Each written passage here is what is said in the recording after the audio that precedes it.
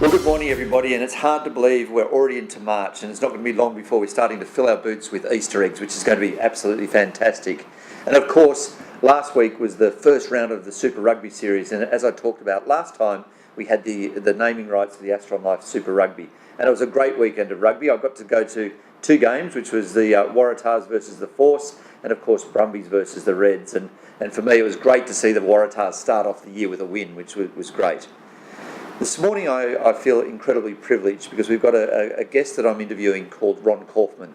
And Ron is, without doubt, the leading expert on customer service. And it's something that I'm absolutely passionate about, and I think it's something that the industry needs to constantly challenge in the service that we give to you and, of course, to your customers. Ron Kauffman is the New York Times best-selling author of Uplifting Service, as well as many other books that he's written, in particular about delighting customers with service. Ron, the buzzword in the industry at the moment is democratisation of the consumer, which, as we know, is the consumer benchmarks the experience that they have with you against the best experience that they've had in any other service provider. I suppose from a financial advisor's perspective, they're giving advice to customers, and the experience that they give those customers gets benchmarked. So the question to you is, what do advisors need to think about in creating an unbelievable experience for their customers over a basic or expected service experience? The democratization of the consumer base means that the same people are being served, but in many different industries. And because they're being served, they're also getting good service, not so good service, not only from their financial advisor, but from their doctor, from their architect, from their accountant, from their lawyer, from whoever they buy from at retail, every time they go to a restaurant, whenever they go to a movie theater, whenever they travel on an airplane. So everywhere we're surrounded by service, we're being served. And if someone gets a wonderful experience, let's say over the phone when they call their bank, and then the next thing you know they're talking to you, well, the bank may not be their financial advisor, but it's still service over the phone. So if somebody's having a wonderful face-to-face service experience at the dry cleaner, it's certainly not the same as financial advice, but it's still a face-to-face service experience. So the critical thing for everybody to recognize is that service is improving around the world. It's improving throughout the economy. And the reason is companies and individuals are recognizing that this is the competitive advantage that can be sustainable. This is the competitive advantage that you can earn without having to invest a lot of more money.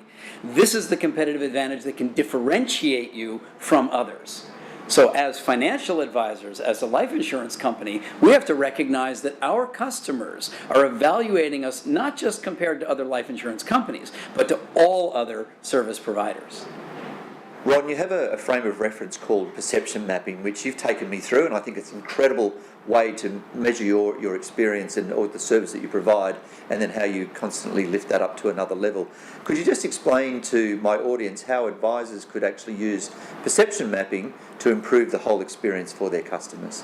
A perception point map is identifying each of the points along the way where a customer experiences the service that we provide. So some of it could be online when they go to our website. Some of it could be over the phone. Some of it could be in an email exchange. Some of it could be face-to-face.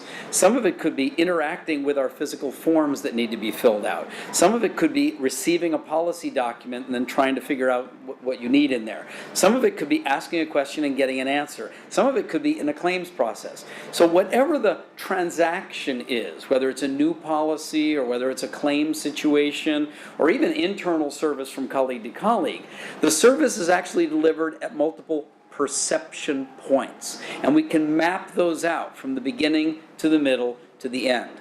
Now what's important is to recognize that at each one of those points, when we take action, we could either create or destroy value.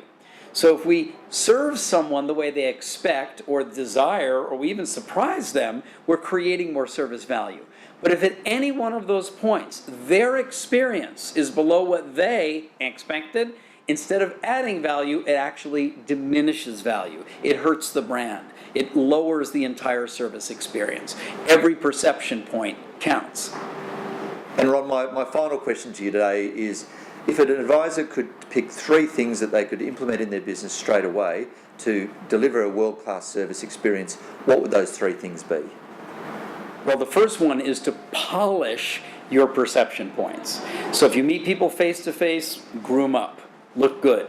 If you're talking to people over the phone, smile. Even when they can't see you, but they can hear that smile.